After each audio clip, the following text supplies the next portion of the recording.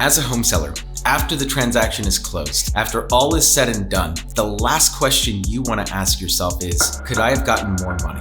Unfortunately, more often than not, most sellers don't have clarity at the end of the transaction, which leads them to ask these questions. Could I have gotten more? Are we sure we got the highest possible price? Did we leave money on the table? In this 3-part video series, I'm going to go over the 3 things that we do to ensure that our clients are never left to wonder, could I have gotten more money? And are always sure at the end of the transaction that they got the highest possible price.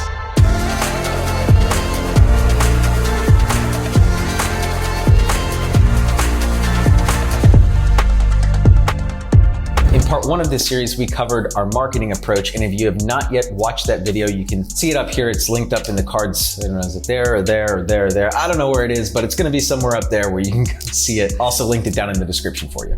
So now that we've gone over the marketing, it's time to turn to our attention to pricing.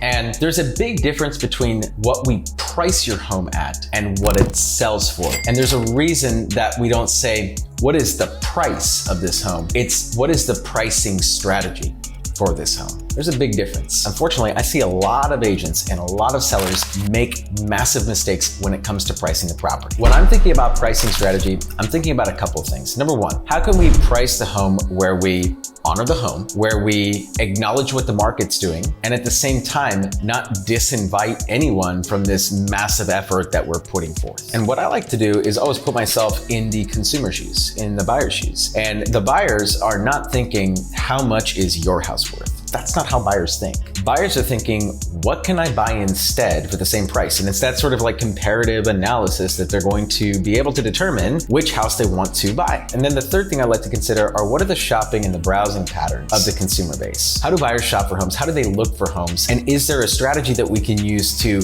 capture the most amount of eyeballs possible while still honoring the home and being mindful of what the market's doing? Now, if you notice, this is a much more complex and strategic approach than your typical agent walking in with their like briefcase full of comps and they're like sitting there and like showing you all the comps. Guess what? Comping properties and using comps to price your home is the kindergartner's approach to real estate. The comps, all that data, it's online. You can see it.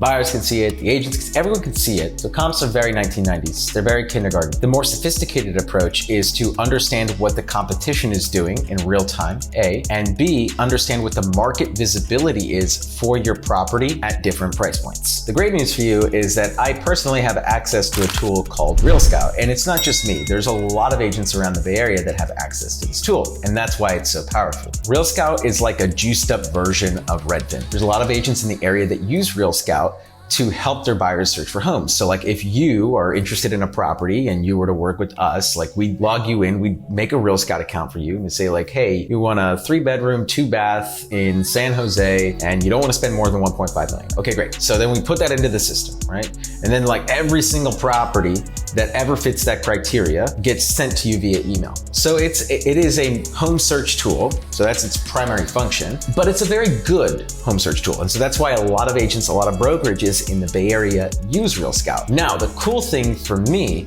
is that as a listing agent, as your representative, as the seller's agent, I can actually go into Real Scout and see how many buyers would be interested in your home. But it doesn't just stop there. It actually gives us how many buyers would be interested in your home that are currently registered in the system at different price points. So it'll show us, hey, at 2.5 million, we could expect to get 75 eyeballs.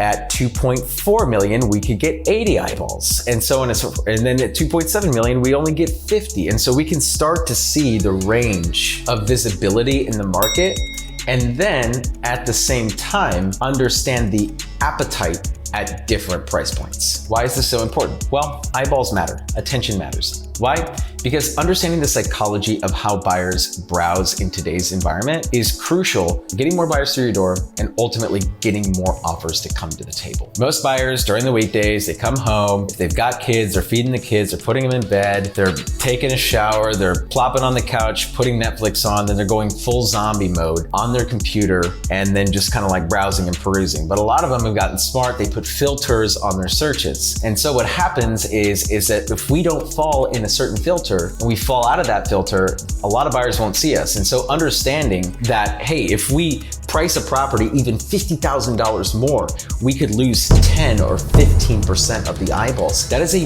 massive drop off in visibility for a very nominal amount of leverage. So there's an art and a science to understanding the appetite and the visibility of the home and formulating a pricing strategy and a pricing approach that's going to be able to maximize the number of eyeballs while not like underpricing the property. It is a very complicated process. This is not an easy process, and it's much more sophisticated than pulling out a bunch of comps and just saying like, okay, well, the average of all of these square footage is this number, and that means our home is, you multiply that by the square feet of our house, and that's what our house is worth. No, it's much more complex than that. And by the way, that's all comps are good for, is understanding like about what my house is worth, but that's not how buyers are thinking. Remember, buyers are thinking, what can I buy instead? So if your focus is on what have my neighbors sold for recently, instead of how many buyers are gonna see my house if I price it at this price versus this price, you're completely missing the mark. And that's why using comps in this day and age, when there's technology like Real Scout, is just a much less sophisticated way of going about pricing the property. By the way, if you would like a customized Real Scout report for your property to see what the visibility looks like at different price points, you can text the word Real Scout plus your property address to the number down below, and we will get that information sent straight to your inbox. And while marketing, which we covered in part 1, and pricing are important, the most important step is what we're gonna be covering in part 3. So if you're not already subscribed to the channel, go ahead and click the subscribe button, hit the notification bell, give us a thumbs up while you're at it so that you get notified when we upload part 3, or the most important part of the equation, I should say, when it comes to knowing without a shadow of a doubt that you've achieved the highest possible price and that you haven't left any money on the table. This is Danny Gould, everyone. I'm selling Silicon Valley, and I will catch all of you in the next video.